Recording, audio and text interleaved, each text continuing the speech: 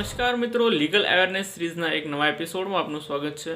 તો મિત્રો, આપણે બધા જાણીએ છીએ હમણાં એમ કે ગુજરાતમાં જે છે ચૂંટણી આવી રહી છે। તો મિત્રો, આ ચૂંટણી દરમિયાન ઘણા લોકો જે છે પોતાની માંગ પૂરી કરવા માટે સરકાર સામે આંદોલન કરશે।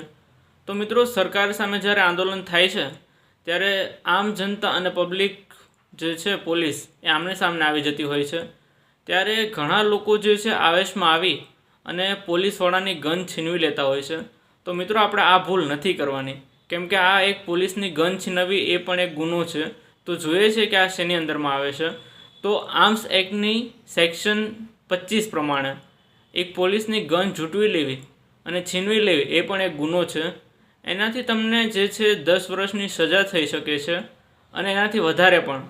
તો મિત્રો, આપણે આવેશમાં આવીને એવું કોઈ કામ નથી કરવાનું જેનાથી આપણે પાછળ ભોગવવાનો વારો આવે છે, કેમ કે ચૂંટણી તો કાલે આવશે અને પતી જશે અને તમારી માંગ પૂરી થશે કે નહીં થાય, પણ જો તમે કદાચ આવેશમાં આવી અને પોલીસની સામે થઈ એમની ગન ઝૂંટવી લીધી તો તમારે 10 વર્ષ સુધીની સજા કાપવી પડી શકે છે।